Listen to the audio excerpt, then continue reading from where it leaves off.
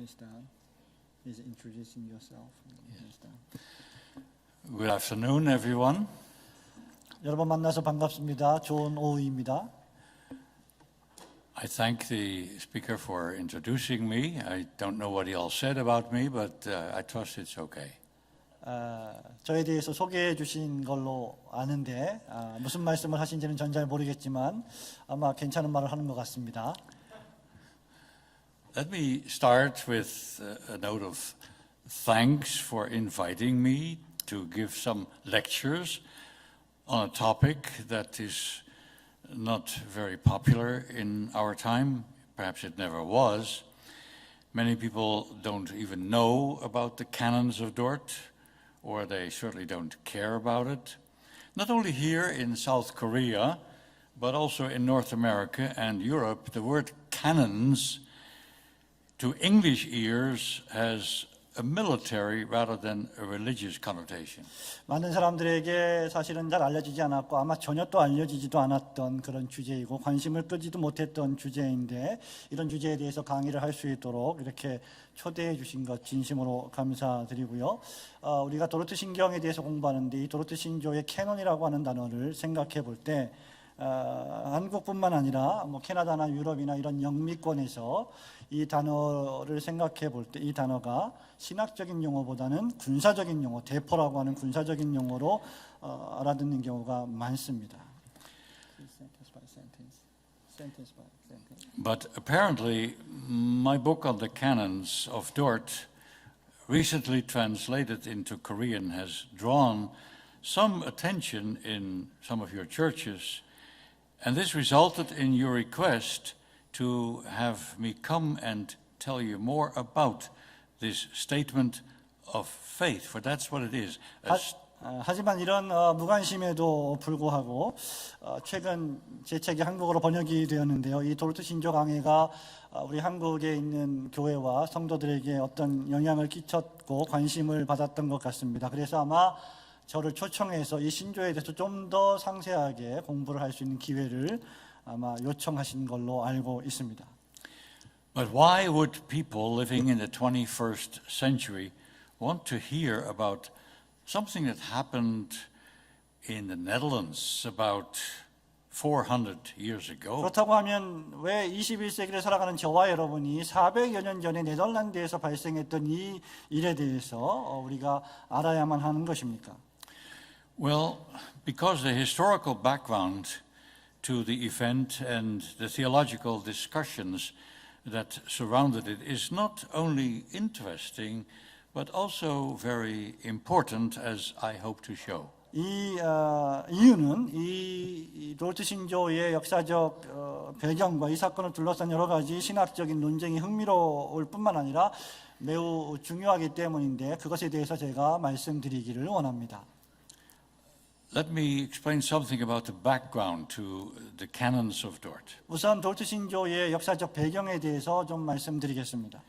The canons of Dort are the product of the synod of the Reformed Church in Dordrecht, the Netherlands, in the year 1618 to 19. 도르트 신조는 네덜란드에 소재한 도르트 또는 도르트레흐트라고 하는 도시에 위치한 개혁교회들이 1618년부터 19년에 열었던 총회의 산물입니다.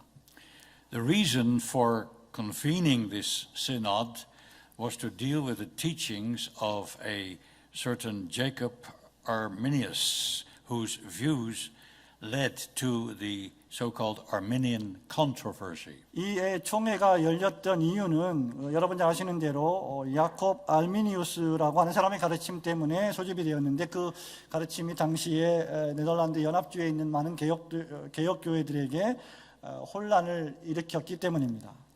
This controversy shook the Reformed churches of the United Provinces, as the Netherlands were called at that time.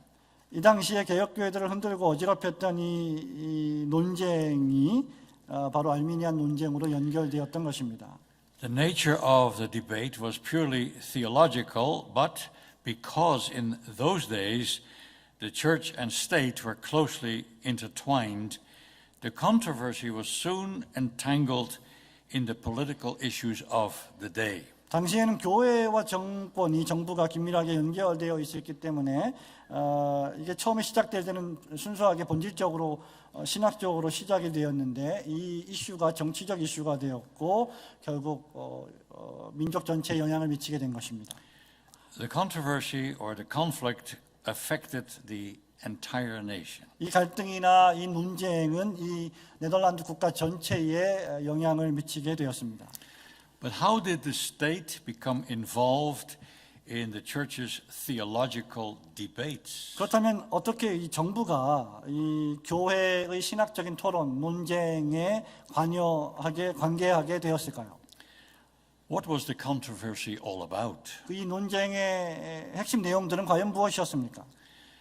What theological issues were at stake? 이 논쟁으로 인해서 어떤 신학적인 사안들이 위협을 받고 있었습니까? And what did the Synod of Dort decide about the teachings of Arminius and his followers? 돌트 총회는 이 알미니우스라는 사람과 그의 추종자들에 대해서 또 그들의 가르침에 대해서 어떤 판결을 내렸습니까? To our modern minds, it seems incongruous that the state would be involved in the theological matters of the church. But in the 17th century, this was commonplace. 오늘날의 사고방식으로는 사실 이 교회의 신학적 문제를 국가나 정부가 관여한다는 것이 좀 낯설게 여겨지겠지만 17세기의 당시에는 이것이 대단히 흔한 일이었습니다. The organizational development of the Reformed churches was such that the secular authorities maintained considerable control of church affairs. 당시의 개혁교회들의 여러 가지 그 조직적인 발전은 상당히 여러 분야에서 영향을 끼쳤고 그리고 그 영향력을 유지했던 세속 행정당국자 또 정부의 권위 아래서 그렇게 이루어졌습니다. By the grace and providence of God, the Reformed faith had been planted in the Netherlands shortly after the Reformation of 1517. 하나님의 은혜와 섭리로 말미암아 1517년에 시작된 종교 개혁 사건 이후에 개혁 신앙이 네덜란드 전역에 심겨지게 되었습니다. At first, it looked as if the Lutherans and Anabaptists would become the dominant spiritual movement in the Netherlands. 그 개혁 신앙의 시초에는 루터파나 제세례파가 그 네덜란드 전역 교회들에게 아주 주요한 영향을 끼치는 것으로 시작이 되었습니다. However, they were gradually overtaken by the Reformed or Calvinist wing of the Reformation. 하지만 얼마 지나지 않아서 개혁주의권 또는 칼빈주의 진영이 이 종교개혁 신학을 이렇게 점유하게 되었습니다. Next, I want to talk about the war with Spain involved both church and state. 그다음에 제가 여러분에게 말씀드리고 싶은 것은 교회와 정부가 모두 관계되었던 스페인 전쟁에 대해서 소개하고자 원합니다. By the 1640s, the United Provinces of the Netherlands were fighting to gain independence from Catholic Spain. 1640년도까지 네덜란드를 연합하고 있는 주들은 이 가톨릭 국가인 스페인으로부터 독립을 얻기를 원했고 그것 때문에 투쟁하고 있었습니다. The reformer of Geneva, John Calvin, had defended the right of people to oppose the tyranny of kings and emperors, and his views were eagerly embraced by his followers in the Netherlands. 제네바의 종교개혁자 요한 칼빈이 왕이나 또는 황제의 폭정이나 폭압에 대해서 대항할 국민들의 권리를 옹호했었고 그리고 이 옹호는 네덜란드에서 칼빈 신학을 추종하던 많은 사람들에 의해서 열렬하게 환영을 받았습니다. The war against Spain was not just a political issue, but increasingly it also became a spiritual issue. 이 스페인과의 전쟁은 단순히 정치적 문제를 떠나서 그리고 그 영역을 벗어나서 점점 더 영적 사안이 되어가고 있었습니다. The Calvinists wholeheartedly gave their support to William of Orange, their champion, who led the fight against Spain. 칼빈주의자들은 아주 전심을 다해서 그들이 지지했던 스페인과의 투쟁을 주도하고 있었던 오렌지 공 윌리엄을 적극 후원했습니다. Thus, the growth of the church became identified with the natural, or rather national, struggle against the Spanish overlords. 그렇기 때문에 개혁교회의 성장은 곧 스페인 지배자들과의 국가적 갈등이 좀 더욱 고조되는 것을 의미하게 되었습니다. During the reign of King Philip II, King of Spain, all the Dutch Protestants were severely persecuted. 스페인 왕 필립 2세가 통치하고 있던 기간 동안에 네덜란드의 개신교도들이 카톨릭 진영으로부터 심한 핍박을 당했습니다. His aim was to stabilize the Roman Catholic Church and exterminate heresy. 필립 2세의 목적은 무엇이었습니까? 그것은 로마 카톨릭 교회를 국가에 정착시키고 그리고 다른 신앙들, 다른 이단들을 척결하고자 하는 것이었습니다. It was forbidden to read the scriptures or to attend any meeting place where doctrinal issues were discussed. 성경 읽는 것은 금지되었고 또 교리적인 신앙 교리적인 논제를 토론하는 모든 모임에 사람들이 참석하는 것 역시 금해졌습니다. Failure to inform against a person suspected of heresy made one guilty of treason. 만일 어떤 사람이 이단을 가르치는데 이단이라고 의심되는 사람을 고발하지 않는다면 그건 역시 국가를 반역하는 죄로 간주되었습니다.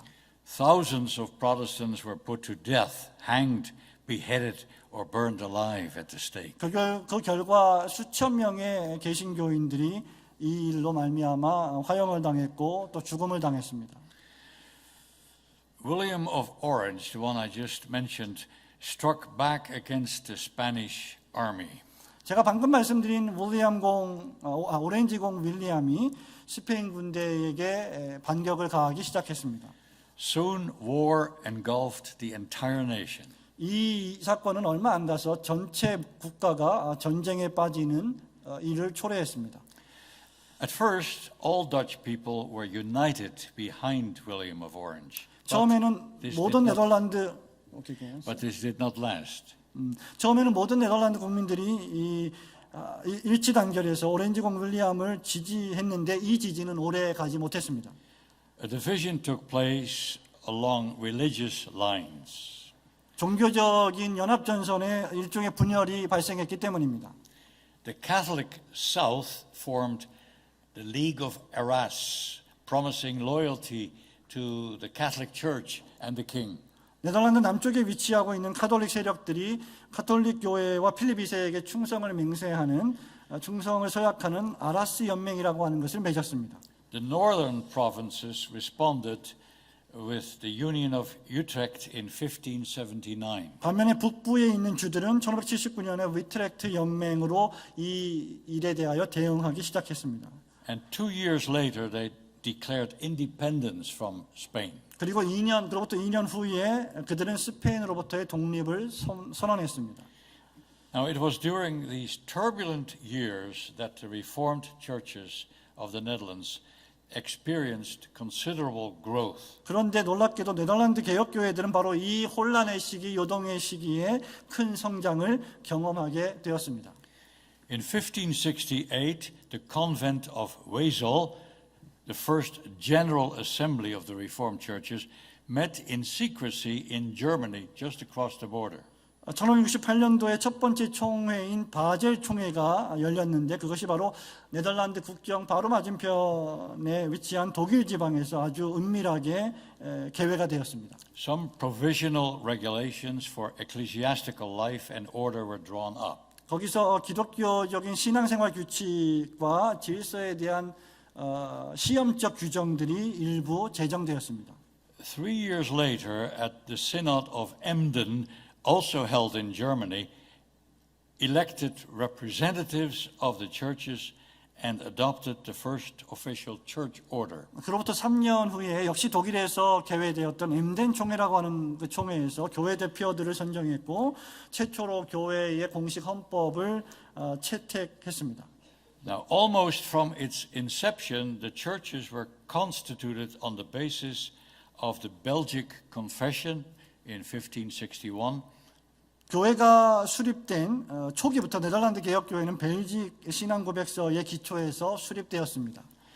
Church members were convinced that without sound preaching, guided by a common confession, the congregations would not be able to live in unity. 교회 회원들은 공통된 신앙 고백으로 인도받는 건전한 가르침, 교훈이 아니면 회중들이 연합의 삶을 살아낼 수 없다고 확신했습니다.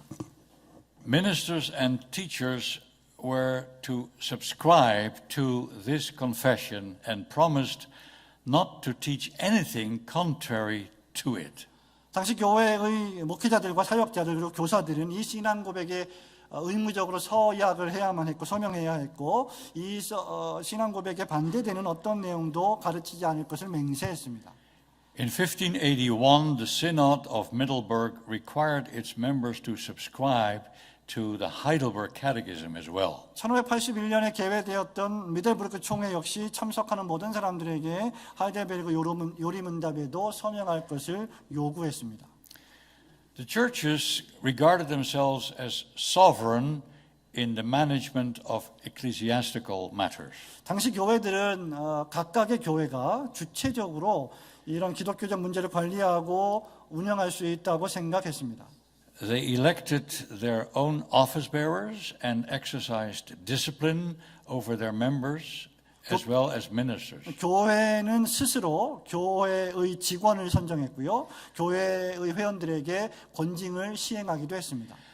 However, when subsequent synods met on Dutch soil, concessions had to be made to the magistrates, and so the government was allowed quite a large measure of control over the churches. 하지만 네덜란드 전역에서 연속적으로 여러 가지 총회들이 개회되면서 행정관의 승인이 필요하게 되었고 따라서 정부가 교회에 상당한 영향과 통제를 행사할 수 있게 되었습니다.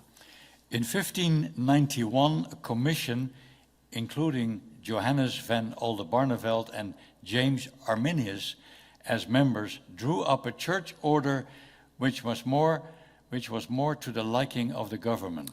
1591년에 요한네스 반 올덴 바르네벨드하고 제이콥 알미니우스가 참여한 교회 협의회에서 교회 헌법을 작성했고 이 교회 헌법의 작성물은 당시의 그 정부의 어떤 견해에 좀 더 가까웠습니다. This church order placed the calling of pastors, elders, and deacons in the hands of secular deputies and church deputies. 이때 작성된 교회 질서 또는 교회 헌법에서는 목사와 장로 그리고 감독의 임명권이 정부 대표자와 교회 대표자의 모두에게 다 허락되었습니다. The secular deputies were responsible to the city government. 정부 대표자들은 시정부 당국을 운영할 책임이 있었습니다. The church deputies were chosen with the approval of the civic or the city government. 교회 대표자들은 행정 당국자의 승인하에서 선정되었습니다. Meetings of consistories, classes, and provincial synods were permitted as long as only church business was transacted. 권징을 위한 치리회나 종교회의나 분회나 주총회 이런 모든 것들이 교회 운영이 지속되는 조건에서 허가되었습니다. There was no mention of a national synod. 이 당시에 이 교회 협의회에서는 국가적 총회 개최에 대한 암시나 언급은 전혀 없었습니다. No stipulation was made that ministers had to subscribe to the Belgic Confession and the Heidelberg Catechism. 모든 사역자들이 벨직 신앙 고백서와 하이델베르그 요리문답에 서명해야 한다는 의무 조항도 없었습니다.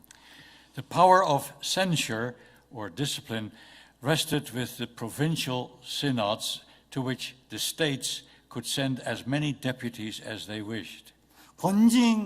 감사나 이 권징을 하기 위한 이 사안들에 대해서는 주총회 아래 두었고 그리고 정부가 대표자들을 원하는 숫자만큼 파견할 수가 있었습니다. 그리고 그다음 계속 우리 목사님 말씀하시겠습니다. At these synods, the majority ruled. Go on, sir. Thus, the secular authorities maintained a great deal of influence in the Reformed churches. 그렇기 때문에 총회는 그 당시에 모인 총회는 다수결의 원칙에 따라서 운영되었을 뿐만 아니라 그래서 그 결과 정부 세력이 개혁 교회들에게 상당한 분량의 영향력을 끼칠 수 있게 된 것입니다. When the United Provinces had declared their independence from Spain, the Reformed religion was officially recognized as the state religion. 네덜란드의 연합주들이 스페인으로부터 독립을 선언했을 때 개혁 신앙이 공식적으로 네덜란드 국가의 신앙으로 인정되었습니다. There was no attempt to suppress the conscience of other Christians, 다른- but these were at a definite disadvantage.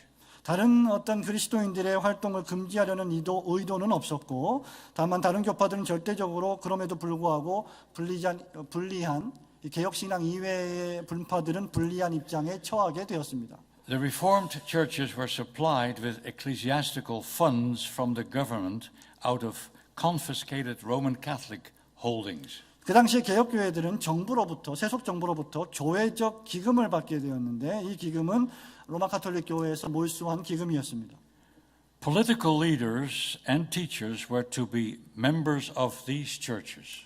정치 지도자들과 교사들은 바로 이런 개혁교회에 등록해야만 했습니다. Meanwhile, the churches had to allow civil representatives to attend their assemblies. 그러는 동시에 교회는 민간 대표자들이 교회 모임에 참여하도록 허락해야만 하는 상황이 벌어졌습니다. These policies were aimed at unifying the nation against Spain. 이런 정책들은 모두가 다 스페인과의 전쟁에 있어서 스페인에 맞서기 위해 네덜란드를 연합시키기 위한 정책이었습니다. The Reformed churches held a privileged position, but this also attracted many members to it who otherwise would not have joined these churches. 그 결과 개혁교회들은 아주 대단히 특권적인 위치를 점하게 되었는데요. 바로 이 점 때문에 개혁교회에 굳이 오지 않아도 될 또는 등록하지 않아도 될 사람들이 많이 교회로 몰려들게 된 것입니다.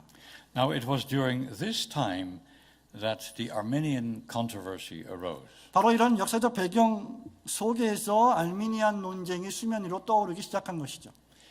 The church was concerned with two issues, 교회는- one of doctrine and one of church polity. 교회는 이 논쟁에 있어서 두 가지 문제에 집중했습니다. 첫 번째는 교리적 문제였고 또 다른 하나는 교회 정치에 관한 문제였습니다. Now, the question is, were the teachings of Arminius and his followers in agreement with the Belgic Confession and the Heidelberg Catechism? 첫 번째 질문은 이것입니다. 과연 알미니우스와 그의 추종자들 또는 제자들이 가르쳤던 것이 벨직 신앙고백서나 하이델베르그 요리문답의 신앙 내용과 과연 일치하고 있는가? Like all church office bearers, they had pledged their agreement to these confessions. 그들 역시 모든 다른 교회의 임원들과 마찬가지로 이 신앙 고백들에 동의한다고 서약해야만 했습니다. Now, did these churches, these Reformed churches, have the right to depose from office those whose teachings were in conflict with the confessions? 그렇다고 하면 두 번째로 만약에 같은 신앙을 고백하는 교회로서 즉 개혁교회로서 신조들 신앙고백서 요리문답 이것들과 반대되는 가르침을 교훈하는 사람들을 해직시킬 권리가 과연 있는가 하는 문제였습니다. In theory, the government agreed, namely, they agreed that the churches had the right to depose those who taught false doctrine, but its practice, in practice, they nullified this right by maintaining in office men whom the churches in their classes and provincial synods had judged worthy of deposition. 이론상으로는 정부가 이런 주장에 동의했고 이런 생각에 동의했지만 뭐 분회나 주총회나 권징시에 내린 면직 결정을 내린 사람들을 공식적으로 해임하지 않았기 때문에 실질적으로는 이런 교회의 권리, 특권, 지위를 무효화시킨 것입니다. So between 1586 and 1618, a growing number of ministers were upheld contrary to the wishes of the congregations and decisions of ecclesiastical assemblies. 그렇기 때문에 1586년과 1618년 사이 그 어간에 교회 회중들의 소망 및 종교회의의 결정과는 반대로 자기의 직무와 직분을 유지하는 교역자들, 사역자들의 수가 대단히 많아졌습니다. So even if the churches deposed or wanted to discipline the teachings of Arminius and others, the government did not recognize such decisions. 그렇기 때문에 네덜란드 교회가 이 교리적이며 교회 정치적인 문제를 해결하기 위해 총회 소집을 요구했는데 앞에 말씀드린 이런 역사적인 배경들이 있었고 이런 사건들이 있었기 때문입니다. They reached the point that the churches wanted to call for a national synod to resolve the doctrinal issues. 바로 이런 문제 때문에 네덜란드 교회가 이 교리적이고 교회 정치적인 문제를 해결하기 위해서 국가적 총회의 소집을 요구하게 된 것입니다. But the government disagreed with this. They did not want to have a national synod convened. 하지만 정부는 이 국가적인 총회의 회집을 회집하기를 원치 않았습니다. Now we will say something about Arminius. Who was he? Well, 자, 이제 우리는 you want to skip something? Yeah. no. You want to go? I'll give you a biographical sketch of Okay, Arminius. Yes. 자, 그러면 이제 우리는 알미니우스가 어떤 사람이었는가에 대해서 말씀드리기를 원합니다. It was during this unsettling period that Arminius gained influence in the Reformed churches. 바로 이런 어떤 역사적인 동요의 시기, 혼란의 시기 알미니우스가 개혁교회 안에서 상당한 영향력을 점하게 되었습니다. James Arminius was born in South Holland in 1560. 제임스 알미니우스는 1560년에 네덜란드 남부 지방에서 출생했습니다.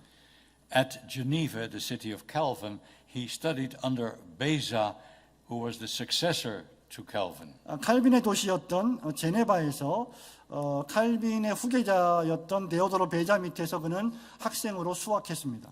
In 1588, he became one of the ministers in Amsterdam. 1888년에 암스테르담에서 알미니우스는 목사가 되었습니다. His preaching was soon called into question. 그의 설교는 머지않아서 상당한 의문을 불러일으키게 되었지요. While he preached a series of sermons on the letter of Paul to the Romans, his listeners were puzzled by some of his explanations of certain texts.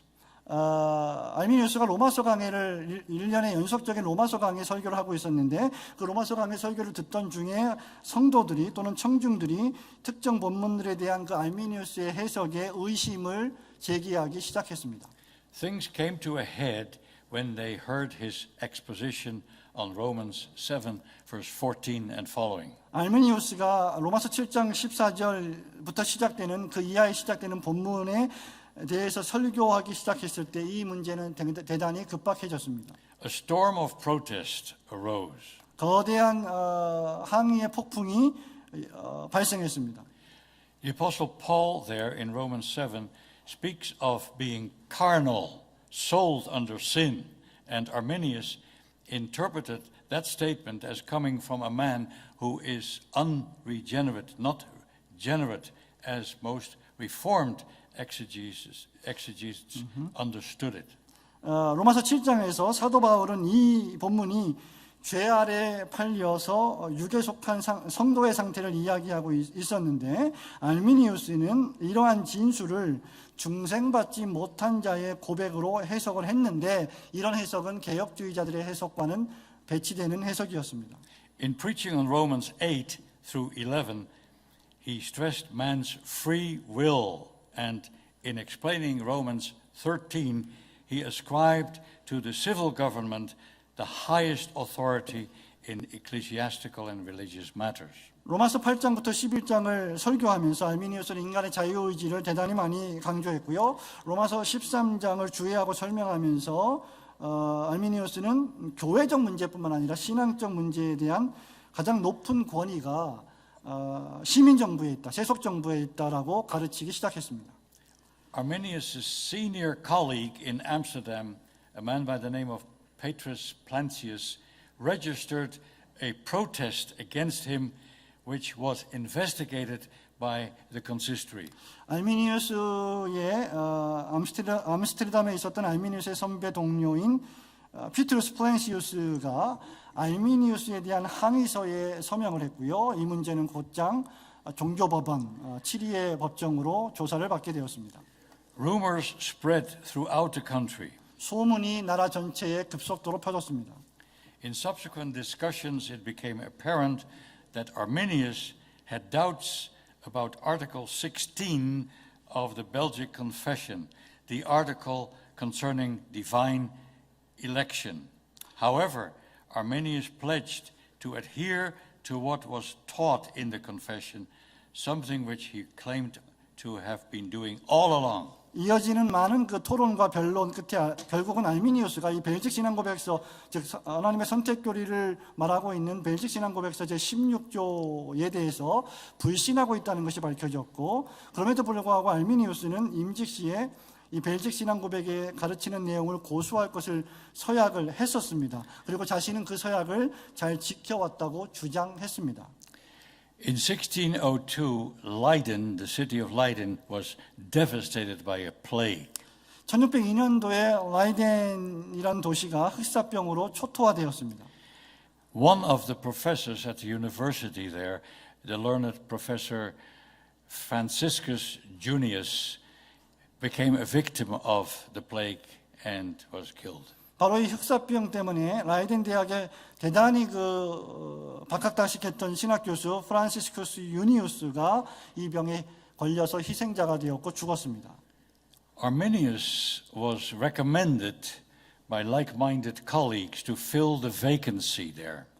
알미니우스와 이런 그 사상을 같이 나눴던 그 동료들이 제임스 알미니우스를 바로 이 공석 중인 자리에 알미니우스를 추천하게 됩니다. Although some church leaders were uneasy about Arminius' orthodoxy, they acquiesced to his appointment. 당시 교회 대표자들은 물론 제임스 알미니우스의 이런 신학적인 견해에 대해서 대단히 의심을 가지고 있었지만 그를 이 직분에 임명하는 것에 대해서는 허락하고 묵인했습니다. However, this appointment was conditioned upon a favorable outcome of a conference with Dr. Franciscus Gomarus concerning the chief points of doctrine. 하지만 이 임명은 반드시 그 프란시스커스 고마로스 박사와 함께 기독교의 근본 교리에 대한 회담을 거친 후에 그 결과 호의적인 그런 답변이 나왔을 때만 유효하다는 조건이었습니다. Gomarus was also a professor at Leiden, and he was a strict Calvinist. 고마로스 박사 역시 라이덴 대학의 교수였고요. 대단히 엄밀하고 엄격한 칼빈주의자였습니다. At this conference, Arminius expressly rejected the doctrines of the Pelagians concerning natural grace, free will, original sin, and predestination. 이 회의는 대학의 책임자들 그리고 총회를 대표하는 대표자들이 참석한 가운데 회집되었고 알미니우스는 이 회집된 회의에서 본성적인 은혜, 본질적인 은혜, 자유의지, 원죄, 예정에 대한 펠라기우스의 교리들을 분명히 부정했습니다. He promised that he would teach nothing in conflict with the adopted doctrine of the Reformed churches. 알미니우스는 교회에서 개혁교회 교리들을 거스르는 반대되는 어떤 것도 가르치지 않을 것을 약속했습니다. So he was admitted to the office of professor of theology. 그래서 이런 과정을 거쳐서 결국 알미니우스는 신학 교수라고 하는 직분을 임용받게 됩니다. In his public lectures, he adhered to his pledge. 알미니우스는 공개적인 강의에서는 이런 자신의 서약을 지켰습니다. But in private instruction to carefully selected students, he voiced his doubts and dissatisfaction with the Reformed view on predestination and related issues. 하지만 알미니우스는 자신이 선별했던 1년의 학생들만을 사적으로 가르칠 때에는 예정교리와 관련된 것들, 또 그와 관련된 여러 교리들에 대한 개혁주의적인 해석과 관점에 대해서 의심했고 그것에 대해 불평을 종종 이야기했습니다. His influence on these students became apparent when they appeared before classes for entrance into the ministry. 이 1년의 학생들에게 끼쳤던 제임스 알미니우스의 영향은 이 학생들이 기독교 목회 사역을 시작하기 위해서 분회에 참석했을 때 여실히 드러났습니다. When his students came home from the university, they showed hostility toward the Reformed Church, disputing, contradicting, and criticizing her official doctrines. 알미니우스의 학생들은 라이든 대학에서 공부를 끝내고 집으로 돌아가면 개혁교회에 대한 적대감을 표출했고 개혁교회가 주창하던 공식적인 교리들을 반박하고 부인하고 비판했습니다. Arminius has been described even by his critics as a faithful pastor, a sober and consistent Christian, a sincere man of rare scholarly abilities, and a man of sensitivity and peace who hated controversy. 제임스 알미니우스는 심지어 그를 비판하는 사람들에게조차 신실한 목사고 또 건전하고 일관된 그리스도인이고 학문적 소용이 대단히 특출났고 진실된 사람이고 사려가 깊었고 그리고 싸우기를 논쟁하기를 싫어하는 사람으로 평가되었습니다. Yet it is hard not to agree with the charge often leveled against him that he was not free from a certain kind of deceitfulness. 그럼에도 불구하고 사람들은 이 알미니우스의 이런 외식적인 또는 기만적인 자세에 대한 공개적인 비난에 대하여 동의하지 않을 수 없었던 것이죠.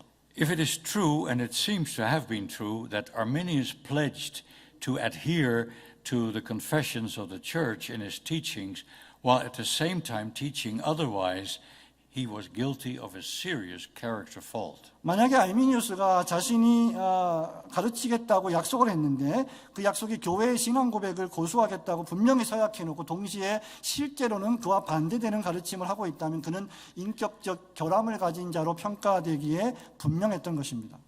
I will skip the following sentence and start here the conference. 네, 여기서 우리는 약간의 문장을 좀 뛰어넘어서 헤이그 종교회의를 다루기를 원합니다. In 1607, the Synod of South Holland dealt with complaints about Arminius' teaching. 1607년도에 네덜란드 남부총회가 열렸는데 여기서 알미니우스의 가르침에 대한 항의 문제를 다루게 되었습니다. The political commissioner in attendance conveyed the grievances to Arminius, and he agreed, that is, Arminius agreed to a friendly conference at a council under the leadership of the government. 이 총회에 참석했던 교회정치위원은 알미니우스에게 대단한 유감을 나타냈고 알미니우스는 국가정부의 통솔 아래서 우호적인 회의를 진행해 줄 것에 대하여 동의했습니다. Later that year, in The Hague, Gomarus and Arminius stated and compared their views. 그 년도 후반부에 헤이그에서 고마로스 박사와 알미니우스가 각각 자기들의 이 교리에 대한 관점과 견해를 발표했었고 비교 대조했습니다. Arminius again maintained that his teachings were doctrinally sound. 알미니우스는 자신의 가르침이 교리적으로 건전하다는 것을 다시 한번 주장했죠.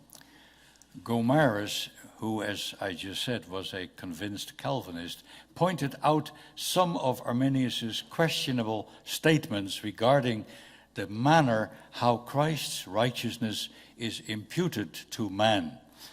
고마로스 박사는 칼빈주의 교리의 핵심이기도 한 그리스도의 의가 인간에게 전가되는 방식에 대한 알미니우스의 가르침 중에 의심될 만한 몇 가지 문제들을 지적했습니다. But Arminius insisted on his agreement with the confession. 하지만 그럼에도 불구하고 알미니우스는 계속해서 신앙 고백에 또는 신조에 자신이 동의한다고 주장했습니다. The council was unable to see differences of any great significance and urged mutual tolerance. 그래서 그 결과 이 남부총회는 네덜란드 남부총회는 이 둘 사이에 아주 큰 상당히 심각한 차이점들을 발견하지 못했고 그래서 서로 간의 입장들을 상호 용납할 것을 권면했습니다. In 1609, a second conference was held with no resolution on the issues. 1609년도에 역시 또 두 번째 종교회의가 열렸는데 이 문제를 해결하기 위한 해결책은 맺어지지 못했습니다. Later that year, Arminius died, presumably of tuberculosis. 1609년 후반에 제임스 알미니우스가 죽게 되었는데요. 그 원인은 아마 결핵으로 추정됩니다. After the death of Arminius, his cause was taken up by Johannes Uyttenbogart. 제임스 알미니우스가 죽고 난 이후에 라이덴 대학의 궁정 설교자였던 요하네스 위텐보게트가 출연합니다. He was a court preacher at Leiden, and he was helped also by Simon Episcopius, who was a student of Arminius and later professor of theology at Leiden. 요하네스 위텐보게트는 라이덴 대학의 궁정 설교자였고 그리고 라이덴 대학의 신학 교수가 되었던 에피스코피우스가 알미니우스에 대한 소송권을 받아서 처리하게 됩니다. In 1610, under Uyttenbogaert's leadership, the Arminians met in Gouda, South Holland, and prepared a remonstrance. 1610년도에 위텐보게트의 지도 아래 알미니안주의자들이 네덜란드 남쪽 하우다라고 하는 지명의 도시에 모여서 일명 항론서라고 불리는 항의서를 준비했습니다. From that moment forward, they were referred to as remonstrants. 바로 이 시점부터 우리는 알미니우스의 추종자들을 가리켜서 항론파라고 부르는 것입니다. They first rejected certain Calvinist positions, and then they stated their own views in the 5 Arminian articles. 그들은 먼저 특정한 칼빈주의적 견해들을 거부했고 대신에 자신들의 견해를 알미니안주의 5개 조항이라고 하는 제목으로 제시했습니다. I will now give you a short summary of the 5 Arminian articles. 저는 이 알미니안주의 5개 조항에 대해서 아주 간단하게 요약을 해드리길 원합니다. Number 1, 첫 번째입니다. God elects or rejects on the basis of foreseen faith or unbelief. 하나님은 인간의 믿음과 불신을 미리 아시고 그에 따라서 선택하거나 유기하신다 또는 버리신다는 것입니다. 2, 두 번째입니다. Christ died for all men and for every man, although only believers are saved. 그리스도께서는 모든 사람을 위해 죽으셨고 각 사람을 위해서 죽으셨지만 구원받는 사람은 오직 믿는 자만이 받게 될 것이다. 3, 세 번째입니다. man is so depraved that divine grace is required to be regenerated and to perform any good deed. 인간은 너무나 전적으로 부패했기 때문에 거듭나고 중생하고 선을 행하기 위해서는 하나님의 은혜가 필요하다. Here they seem to be orthodox enough, but as became clear later, this was understood in a way that seriously underestimated the depravity of human nature. 이 세 번째 조항에 있어서 알미니우스주의자들은 정통교리와 비슷한 것을 말하고 있는 것처럼 보이지만 나중에 잘 밝혀지듯이 이것은 인간 본성의 전적 타락에 대한 교리를 대단히 과소평가하게 되는 사상이 되고 맙니다. 4, 네 번째입니다. this grace can be resisted. 이 하나님의 은혜는 저항될 수 있다 또는 거부될 수 있다는 것이죠. 5, 다섯 번째입니다. final perseverance of believers is not certain. 신자의 궁극적이고 최종적인 견인은 확실할 수 없다, 확실해지지 않는다. This issue needed further investigation. 여러분, 이 다섯 번째 조항은 우리가 좀 더 추가적인 연구가 필요한 부분입니다. In the following year, the Calvinists responded with a counter remonstrance. 그 다음 해에 칼빈주의자들이 바로 이 항론서에 대한 반항론서를 발표함으로써 알미니우스주의자들의 항론서에 대해 대응했습니다. In 7 articles, the Reformed confessions concerning the doctrines of grace were restated. 은혜의 교리에 대한 개혁주의적인 신앙 고백이 7가지 종목으로 7가지 조항으로 다시 한번 진술되었습니다. In 1611, a conference was held at The Hague, but no agreement was reached. 1611년도에 헤이그에서 종교회의가 열렸지만 그 어떤 합의점도 찾지 못했습니다. Now, the next section deals with Prince Maurice versus Van Oldenbarneveld. 자, 다음에 우리가 살펴볼 내용은 모리스 왕자라고 하는 사람과 반 올덴바르네벨드라고 하는 사람과 사이에 있었던 논쟁입니다. The political leaders of the United Provinces felt that they could not remain on the sidelines any longer. 자, 이런 상황들을 지켜보고 있었던 네덜란드 연합주의 정치 지도자들은 더 이상 방관할 수만은 없음을 느끼게 됩니다.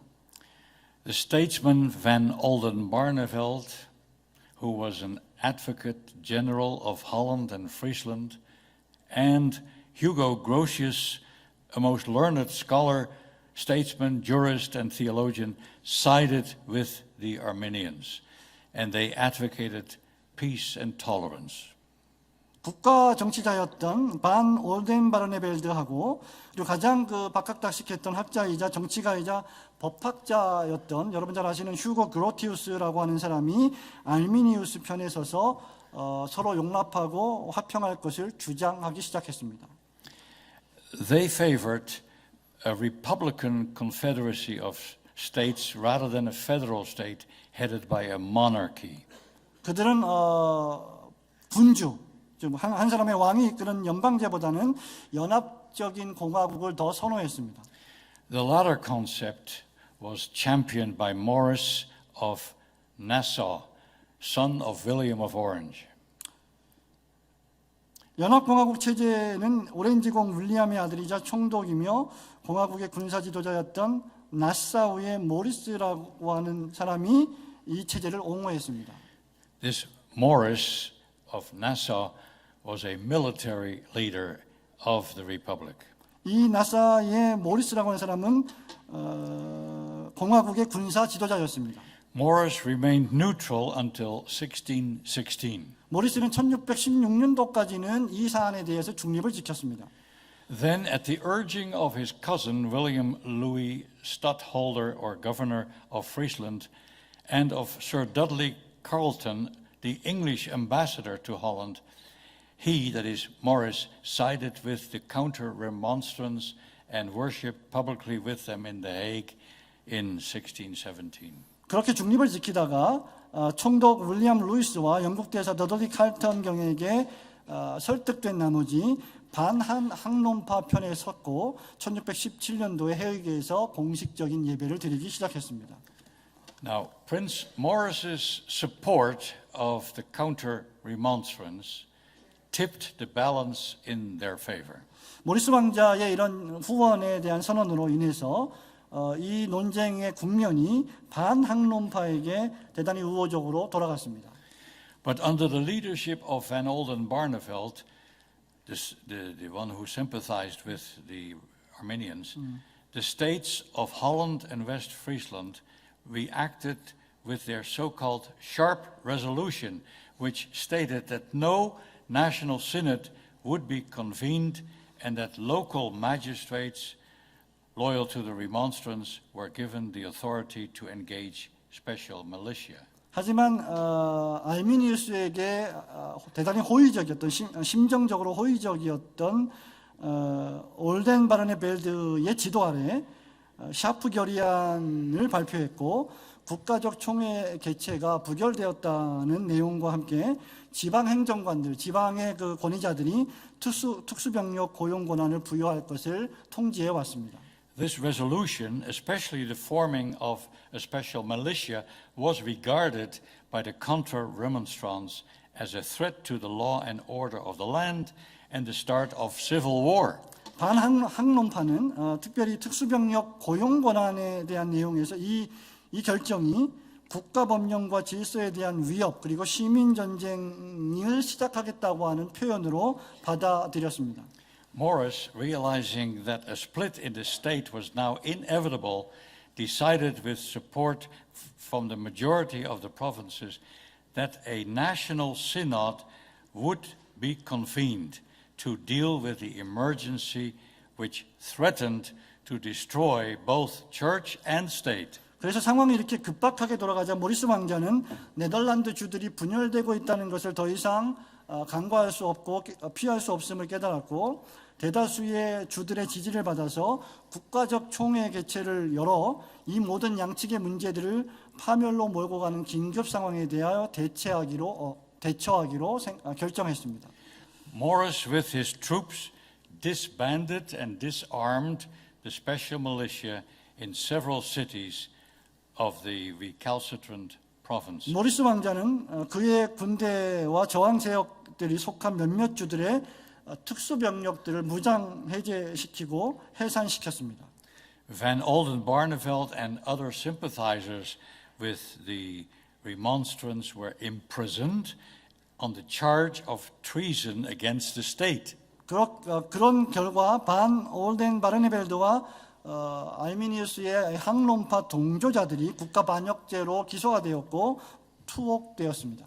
The resistance was broken and the stage was set for the much needed synod to be convened. 항론파들의 이 무장 저항 세력이 무너졌고 그 결과 국가적인 총회 소집이 더욱 긴급하게 필요한 상황이 되었습니다. On November 13, 1618, the National Synod of Dordrecht was convened by the States General. 1618년도의 11월 13일에 네덜란드 국회가 도르트레우트 국가 총회를 회집하게 됩니다.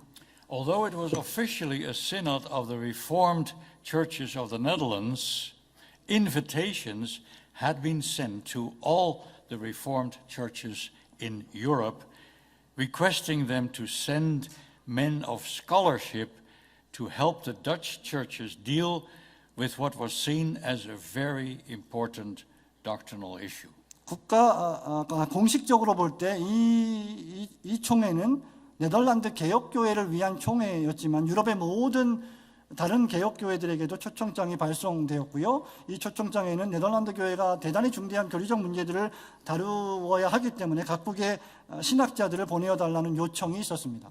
Many churches accepted this invitation with the result that when synod met, there were, in addition to the Dutch delegates, 26 representatives from 8 foreign countries who were seated and given voting rights. 그 결과 많은 교회들이 이 초청을 받아들였고요. 결국 총회가 회집되었을 때 네덜란드 대표들뿐만 아니라 8개의 다른 외국 국가들에서 온 28명의 대표가 참석해서 의결권을 부여받았습니다.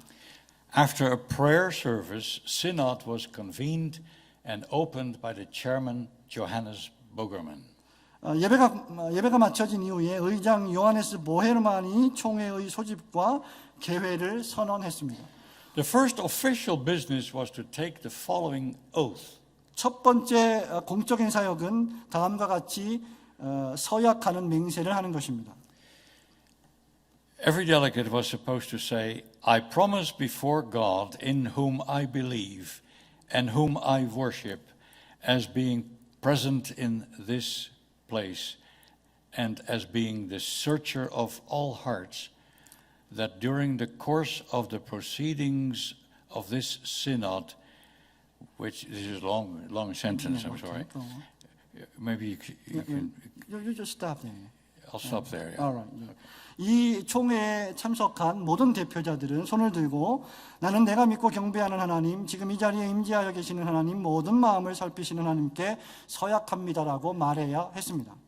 This synod, which will examine and decide not only the 5 points and all the differences resulting from them, but also any other doctrine, I will use no human writing, but only the word of God, which is an infallible rule of faith. 계속해서 서약하는 중에 이 총회는 5가지 학론과 거기서 발생하는 모든 차이점들을 면밀히 조사하고 결정할 것이며 총회가 진행되어가는 과정 속에서 나는 인간의 글이 아닌 오직 믿음의 무한, 신앙의 무한 규칙이 되는 하나님의 말씀만을 사용하겠습니다.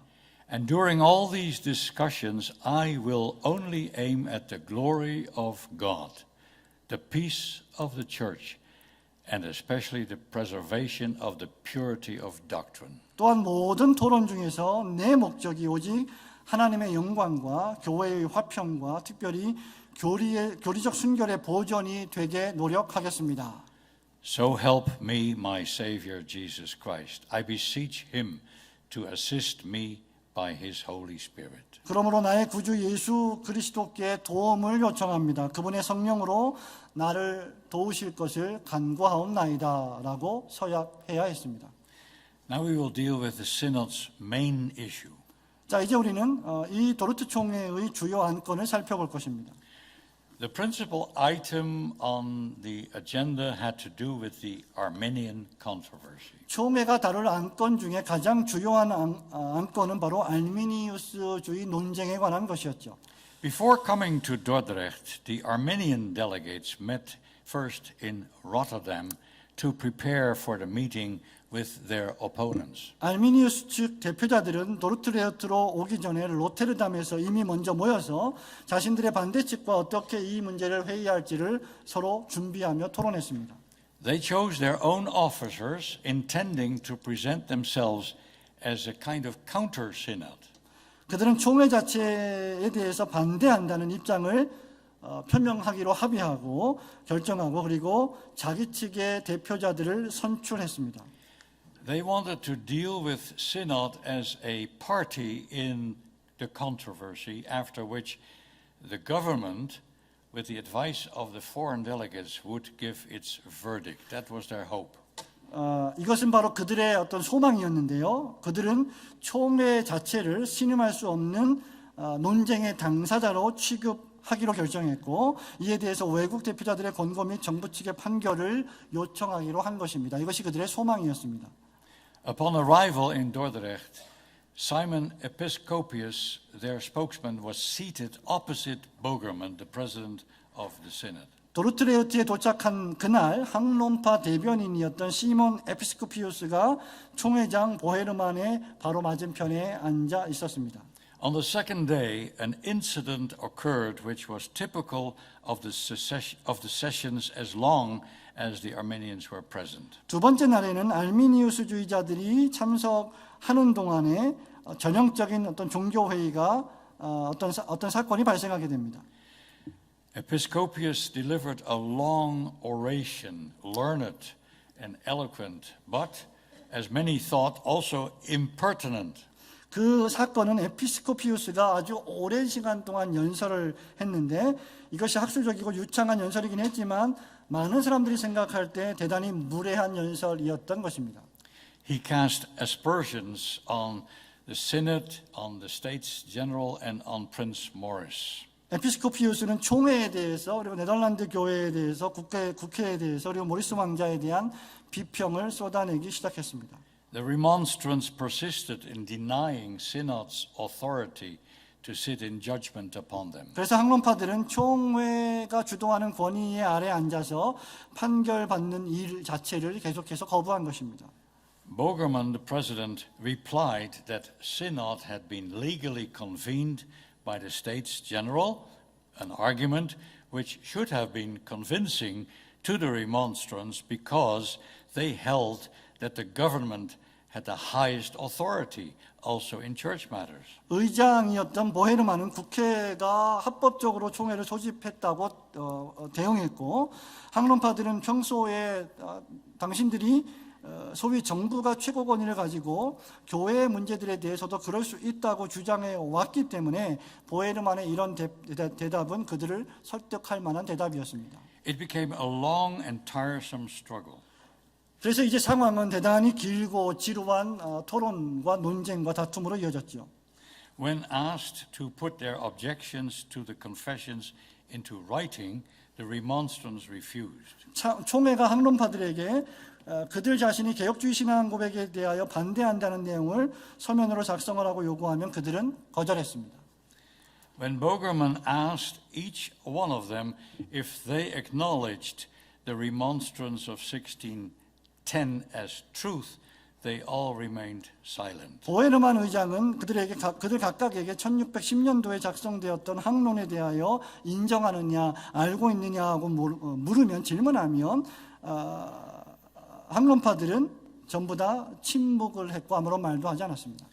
They demanded that the doctrine of reprobation be handled first rather than election, so as to make as odious as possible the teachings of the counter-remonstrance. 그래서 항론파들은 반항론파의 교훈이 최대한 좋지 않게 보이게 하기 위해서 선택교리에 집중하기보다 먼저 유기교리를 다루어 줄 것을 요청한 것입니다. One can appreciate the plight of the Armenians. 여러분, 이런 상황을 보면 알미니우스 측이 얼마나 곤란한 상황에 처해 있었는지를 쉽게 알 수 있을 것입니다. You could say that they were predestined to lose the debate. 어찌 보면 항론파들은 이 논쟁에서 패배하도록 예정되어 있었는지도 모릅니다.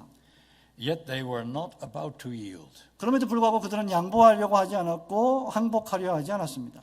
Their only alternative was to obstruct procedure as much and as long as they could, cast their opponents in a bad light whenever possible, and attempt to put as good a face as possible on their own position. 항론파들의 유일한 대책은 총회의 회의 진행을 최대한대로 아주 오래 끌고 가는 것이었고, 그리고 그것을 방해하는 것이었고, 기회가 될 때마다 반항론파들의 주장을 비방하는 것뿐이었습니다.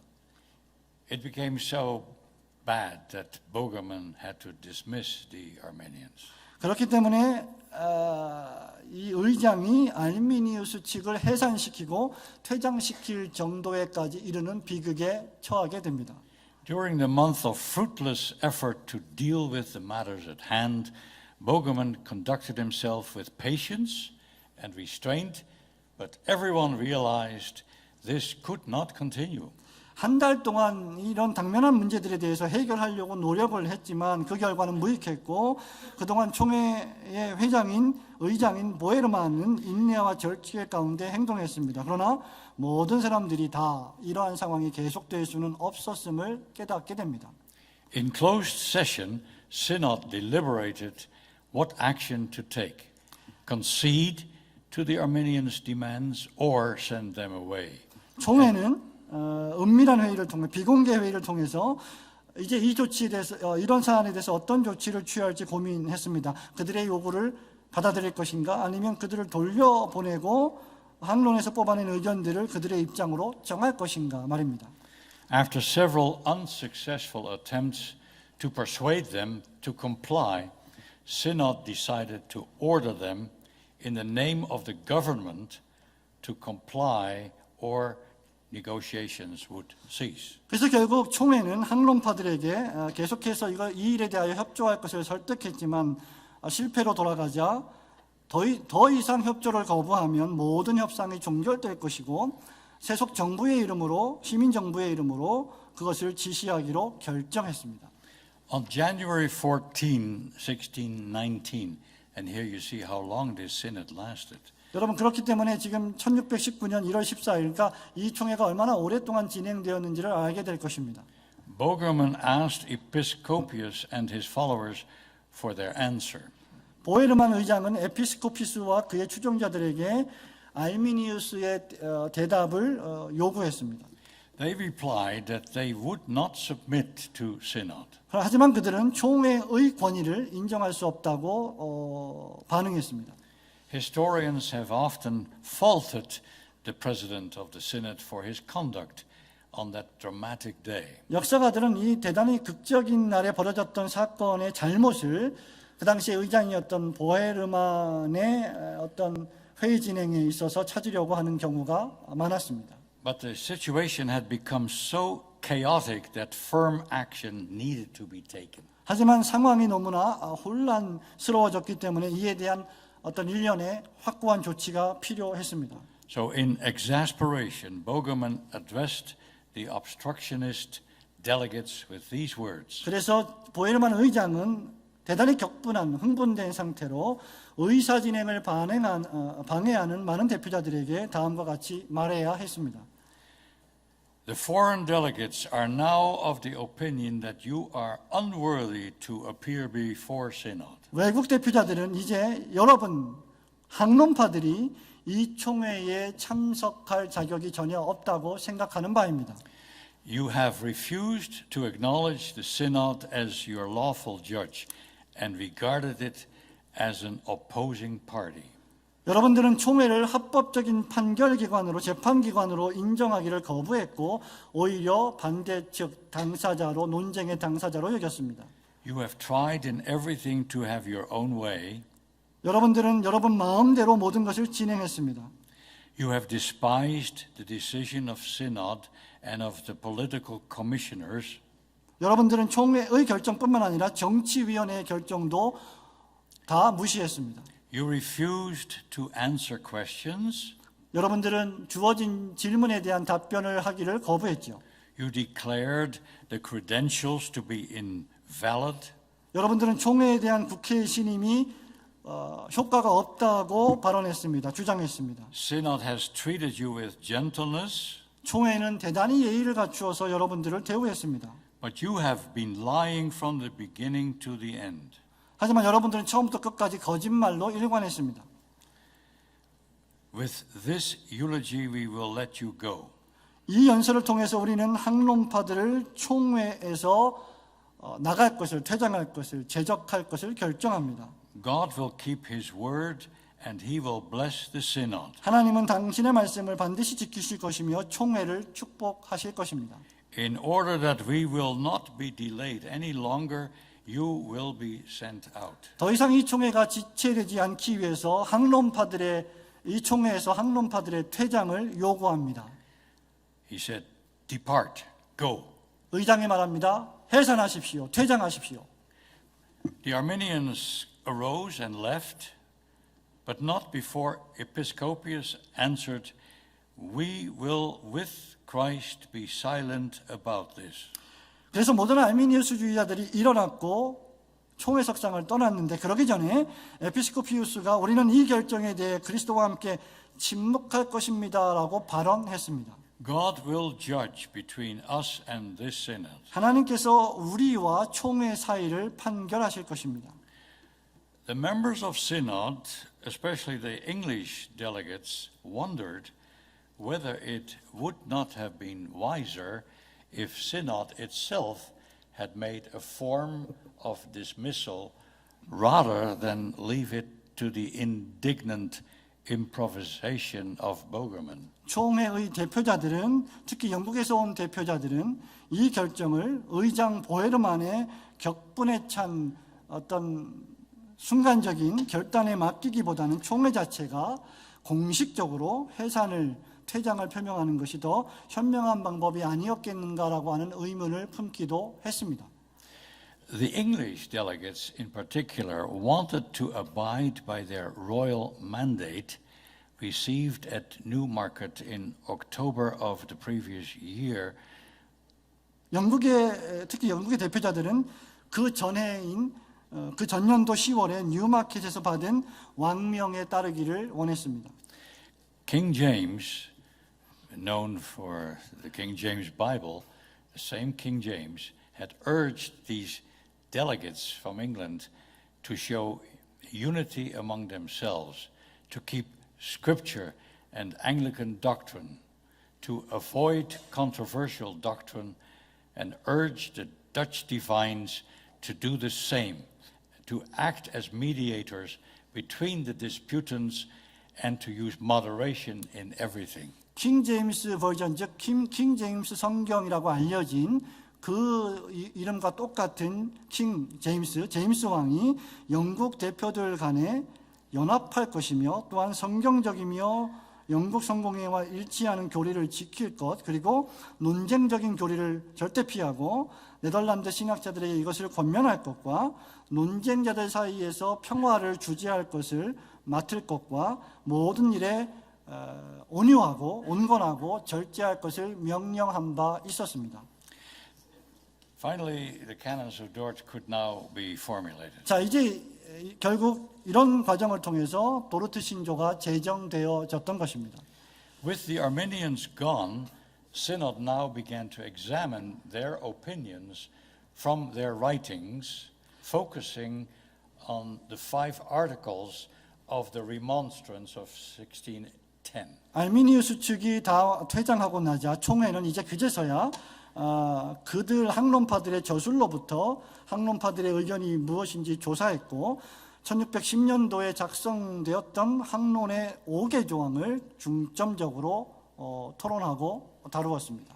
The reading of this material began on March 7 to 21 and from March 25 to April 16. 이 조항에 대한 여러 가지 알미니우스 측의 저술들이 3월 7일부터 21일까지 그리고 25일부터 4월 16일까지 토론되고 검토되었습니다. The canons were formulated in 93 separate articles. 도르트 신조는 93개라고 하는 독립된 조항으로 작성되었습니다. These were signed by all the delegates on April 23, 1619. 이 신조는 1619년 4월 23일에 총회에 참석한 모든 대표자들이 서명함으로 제정되었습니다. They were publicly read in the great church of Dordrecht on May 6 before a large congregation. 그들은 5월 6일 날 상당히 많은 성도들이 모인 그 그레이트 교회당에서 이 신조를 공개적으로 낭독했습니다. 3 days later, after 6 months of deliberation, the foreign divines departed, leaving the Dutch members to convene for another 26 sessions to deal with further national matters. 그로부터 3일 후에 외국에서 온 모든 신학자들 대표자들이 각각 6개월간의 토의 끝에 고국으로 귀국했고 네덜란드에서 참석한 신학자들만이 26개 조항의 추가적인 그 회기에 소집되어서 국가적인 문제들을 더 다루기 시작했습니다. Now I will give my evaluation of the Synod of Dort. 자, 제가 이제까지 역사적 배경을 말씀드렸고 이제 이 도르트 총회에 대한 역사적 총회에 대한 평가를 제 개인적인 평가를 간단히 말씀드리고자 합니다. The Synod of Dort has been labeled the persecuting synod. 이 도르트 총회는 어떻게 보면 핍박하는 총회였다라고 말할 수 있을 것입니다. Why? Well, because it deposed 200 Arminian ministers from their office. 왜 그렇습니까? 왜냐하면 이 총회를 통해서 알미니우스의 목회자들 200명을 면직시켜야 했기 때문입니다. 80 of these men were banished, nearly 70 agreed to be silenced and refrain from their ministry, and 40, upon accepting the decisions of Synod, were restored to their office. 그 200명 가운데 약 80여 명은 추방을 당했고 70여 명 가까이는 더 이상 사역을 하지 않고 조용히 지내라고 하는 명령에 동의를 했으며 나머지 40명은 도르트 총회의 결정을 수용하는 조건으로 다시 복직되었습니다. The political leaders of the Remonstrants were arrested. 학론파를 지지했던 당시의 정치 지도자들은 모두 다 체포되었고 구속되었습니다. Van Oldenbarneveld was declared guilty of treason and was beheaded on May 14, 1619. 학론파들을 지지했던 반 올렌바르네벨드는 이로 말미암아 반역죄 선고를 받았고 1619년 5월 14일에 참수형을 당하게 됩니다. This prompted the grim joke from Diotati, the delegate from the Reformed Church of Geneva, that, quote, the canons of Dort had shot off the advocate's head. 제네바 개혁교회의 대표자였던 디오다티라고 하는 목사가 이런 암울한 말을 남기게 됩니다. 도르트 신조가 학론파들을 지지하는 수장자의 머리를 날려버렸다라고 하는 좀 무거운 말을 남기게 됩니다. But the error of those who advocated and practiced what would today be considered minor and insignificant points of view was taken very seriously in those days and consequently punished accordingly. 오늘날의 관점으로 보자면 우리가 볼 때는 대단히 사소하고 가볍다고 여겨지는 관점들이지만, 그래서 옹호될 수 있고 실행될 수 있는 관점들이지만, 그 당시에는, 16세기 당시에는 이것이 매우 심각한 죄로 취급되었고 그 죄에 대하여 상응하는 형벌을 당해야만 했던 것입니다. It should be remembered that the Reformed churches in the Netherlands were bound by two confessional statements, the Belgic Confession and the Heidelberg Catechism. 동시에 모든 네덜란드 개혁교회들이 벨직 신앙고백서와 하이델베르그 요리문답을 신앙할 것을, 따를 것을 서약하고 있었다는 사실 또한 우리는 반드시 기억해야 합니다. The Arminians, like all office bearers in the Reformed Church, had pledged to abide by these official statements of the Reformed faith. 다른 개혁교회의 모든 사역자들뿐만 아니라 알미니우스 파들도 역시 마찬가지로 이 개혁 신앙 고백과 신조의 주요 관점들에 대해서 따를 것을 맹세했지만 실제로 그들은 반항했고, 그리고 대단히 외식적이고도 기만적인 방법으로 이 관점들에 대한 이의를 제기했습니다. But as it turned out, they defiantly and in devious ways disagreed with those official teachings of the church, and at some very important points, it was they who in the years previous to Synod had been intolerant towards those wishing to maintain the doctrines of the church. 그렇기 때문에 교회의 교리를 수호하기를 소망하던 사람들을 관용하지 못했던 것은 반학론파가 아니라 알미니우스 파들이었다는 것을 우리는 기억할 필요가 있습니다. Ministers who had been deposed for deviating from the standards of faith were maintained in office by the magistrates who had been sympathetic to the remonstrance. 세속 행정관들은 알미니우스파의 가르침을 고수하고자 하는 자들은 내쫓았지만 그래도 학론파를 동정했고, 최종적으로 신앙적 표준에서 벗어나 면직당했던 사역자들 중에 일부를 다시 복귀시켜 주었습니다. While those ministers who had adhered to those doctrinal statements in the Belgic Confession and Heidelberg Catechism, they were ejected by the same magistrates, by the same government. 말하자면 이 하이델베르그 요리문답과 이 신앙고백서를 반대했기 때문에 그들이 면직을 당했는데, 그 똑같은 신앙고백과 요리문답으로 말미암아 그들이 복직되었던 것을 우리는 기억할 필요가 있습니다. Those who had been loyal to the confessions had been deprived of the use of their buildings for worship. 이 학론파 For worship. The ones who Account of had been Reformation? obedient, Okay, the good yeah, people, yeah. let's say, they were ejected. 반학론파는 그래서 건물에서 예배를 드리지 못하고 쫓겨나게 되었습니다. And now the shoe was on the other foot. 하지만 이제 입장이 뒤바뀌게 되었습니다. But the government did not suppress other religions. 네덜란드 정부는 다른 신앙 유파들을 억압하지 않았습니다. Holland tolerated the Pilgrims, the Lutherans, the Anabaptists, and even the Roman Catholics, although they were not allowed to erect public places of worship. 네덜란드 정부는 순례자들, 또 루터파들, 제세례파, 심지어는 로마 가톨릭 교회까지 수용을 했습니다. 하지만 그들이 예배할 수 있는 예배당은 설립하지 못하게 했습니다.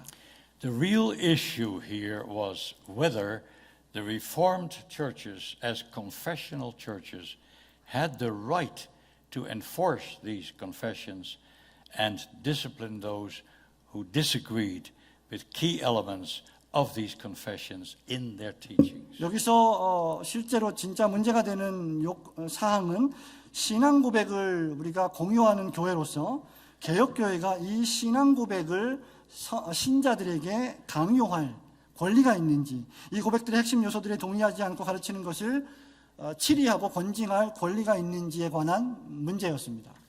Despite some actions which we today would not wish to take, namely by telling the opponents to get out, that was something they did in those days more than we would do today.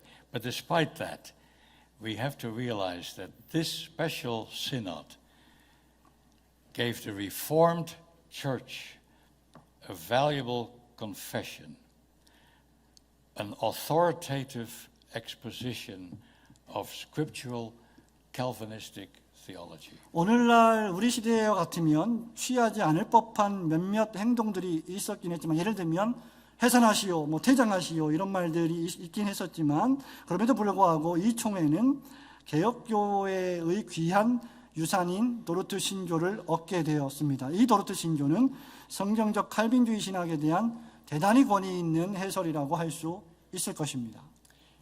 In essence, 본질적으로 말할 때 the Arminian controversy represented an attack upon the sovereignty of God in the matter of man's salvation and exalted instead the role of man in his own salvation. 알미니우스 논쟁은 이 인간의 구원 문제에 대한 하나님의 주권 교리를 공격하는 것이었고, 그 대신 구원에 대한 인간의 역할을 높이는 반론을 대표하는 것이었습니다. The canons of Dort acknowledged, reaffirmed, and glorified God's sovereign grace. 하지만 도르트 신조는 하나님의 주권적인 은혜를 전적으로 인정하고 재확인하며 하나님만을 영화롭게 하는 신조였습니다. If we truly understand what happened so long ago in the city of Dordrecht, we will thankfully acknowledge that it is our faithful Savior who gathers and defends His church in spite of all heresies. 아주 오래전 발생했던 일인데, 우리가 그 아주 오래전 발생했던 도르트레흐트라고 하는 도시에서 발생했던 이 사건을 본질적으로 잘 이해하게 된다면 바로 이것입니다.